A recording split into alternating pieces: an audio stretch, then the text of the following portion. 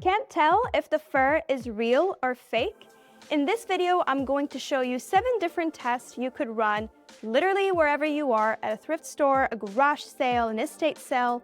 All you really need is your hands and your sight to tell who's real and who's fake. So let's get started. The first real fur piece that we will be testing is what I'm already wearing, which is this amazing vintage mink jacket. She's about 40 years old and gets to live another iconic lifetime with me. The second real fur piece that we'll be testing is this amazing white fox stole. But this is not your typical stole because it is double-sided with fur, as you have sheared mink over here. Now, you'll find out why this is an interesting piece as we run our tests. Are you interested to find out the compositions of these fake fur pieces? Because they're quite different. They're not both exactly the same. For this replica of my vintage iconic mink jacket, this fake fur piece is 63% polyester and 37% acrylic. Now, for the second piece that we'll be testing against the fox stole, it is 69% polyester and 31% acrylic. So they just have a bit of different percentage range for polyester and acrylic, but the same mega dose of microplastics. Anyways, let's get to the video. The first test that we're going to run is the parting test. Now, this is the first thing I do every time I see a fur piece. You simply take your hands and you basically just part the fur to see what's underneath, because real fur grows out of skin. So when you are parting it, you should be seeing some sort of a leather, a hide, or suede. That's how you know it is real fur. Just like how, you part your hair and you see a scalp. That's because it's real hair. And I have really amazing hair, as you can see. Watch what happens when I do the same test on fake fur. Do you see that? This is fake fur that is sewn into fabric. When you part it, you will see woven mesh, jersey knit, or a grid pattern of threads. It looks like the back of a rug or the inside of a sweater. Completely different from hide. Here's where it gets very interesting with the fur stole. As you can see, this is a very dense fur piece. So trying to dig through it to see the bottom is not going to be easy, but you have to really dig in there. It's not like the leather is waiting to say hi to you. That's not really the case. You have to really dig in there, and sometimes you can get a very, very small peek of the leather underneath. I don't know if you guys are going to be able to see this, but if you look close, you can see a little micro lining of the base. So this is a confirmation that it is real fur, but if you're not completely sure and it is hard to see the bottom, we will run a few more tests on it. When it comes to the other side, which is sheared mink, it's going to be even harder, and I'm pretty sure even more harder to try to show you on the camera. But if you really look, there's actually fabric underneath this. Here's where the curveball is. Just because you see fabric, it does not mean that it's fake fur. Sheared mink, mink linings, and some Persian lamb and certain vintage techniques all involve real fur that's been bonded onto a fabric backing. Usually because the pelt itself has been sheared down so short that it needs structural support.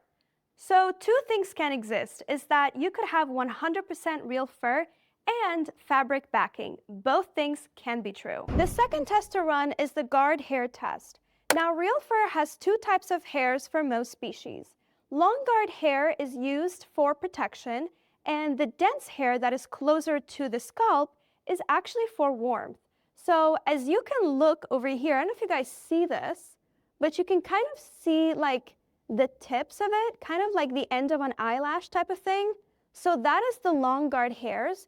And if you look closer, you see the under fur. And this is what actually keeps you warm. Long guard hairs are especially obvious when it comes to fox fur because it's just dramatic like that. Whereas when it comes to mink fur, because the hairs are shorter and denser, it can be a little bit harder to tell with the long guard hairs, but you can kind of see a little bit of that fuzzy feeling. In comparison to the fake furs, you will see that it is pretty uniform. Like there's no long guard hairs, there's no underfurs. It is pretty much identically similar pieces of plastic, as best as I can put it, for fake fur. Now comes my favorite test, only when it's real fur, which is the touch test. There's nothing like running your fingers through fur, feeling it bounce back and forth, and just this natural, beautiful movement. And it really doesn't matter what type of fur you're touching, because it could be fox, it could be mink. It's just this beautiful, amazing, silky feeling. It should feel like the clouds and marshmallows and beauty and nature and sustainability, and that's how it's supposed to feel like. Now, if you haven't already seen this before,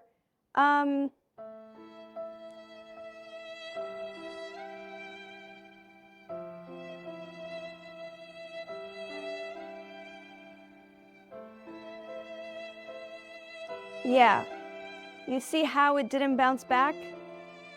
You see that? Now comes the fourth test, which is the blow test. It is very simple. All you gotta do is blow at the fur like you're blowing a candle. So,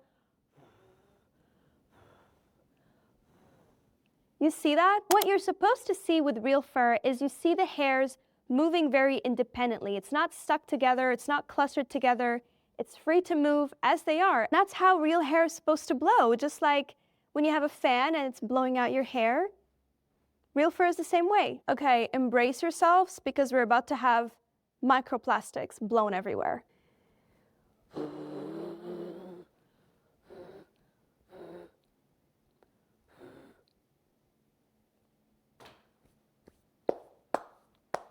Fake.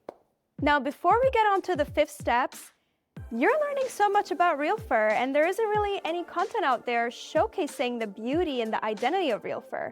So why don't you go ahead and hit that subscribe and show support to the fur goddess and join the real fur community. The fifth test is the weight test. Now, you might look at this and think, oh, it's so soft, it's so dense, it's so lovely to feel, but it is heavy. This is not a light piece. When I wear this over my evening gown and I go out at night, you feel it. And that is the weight of real fur, is that it will always feel heavier than what it looks like. That's how you know it's real.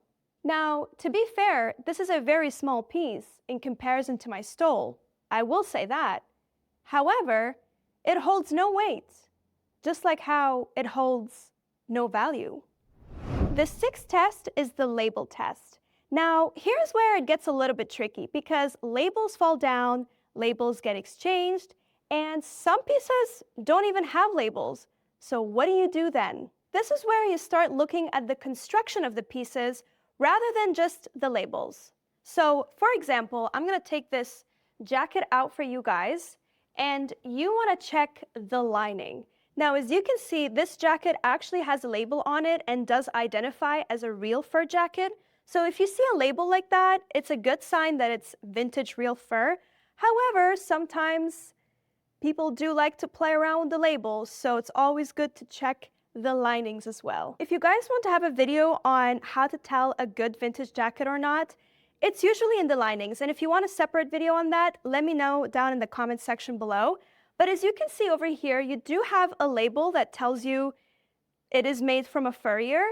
And you do see initials. And this is something I see a lot in vintage coats, is that you will see initials. Now, initials are fun because it shows you that someone lived in it. This had someone else's initials on, but I changed it to my initials because it's time to live with me now. Older real fur pieces often have beautiful silk linings, sometimes with monograms or furrier labels stitched in. That's a strong signal that you're holding something real and well-made. You know, I do have to say though, although it's fake, it does not lie.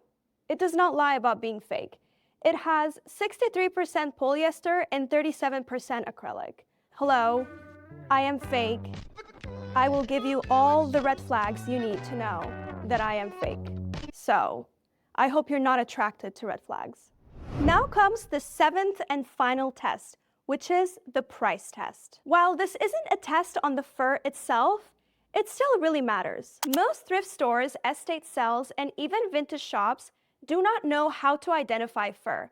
So a $40 faux coat might absolutely be real mink, and a $400 mink coat at a sketchy online store might be Mongolian lamb or acrylic. So cheap does not mean that it's fake, and expensive doesn't mean that it's real. Don't trust the price tag, trust the tests. If you do these 7 tests, I'm sure you'll be able to tell real from fake fur. Now I know there's other tests out there like the burn test and the needle test, but let's be real for a second. I mean, are you gonna walk up to the thrift store with needle or a lighter and try to light it up in store? I don't think so. It's kind of weird. If you just use your hands and your sight and feel the fur out, you'll be able to tell. If you still feel unsure, comment down below and maybe we'll help you out. Otherwise, did I miss anything else? I know you guys in the fur community, you also have your ways to test real from fake. So why don't you let me know down in the comments if I missed anything, and I'll see you guys in my next video. Ciao!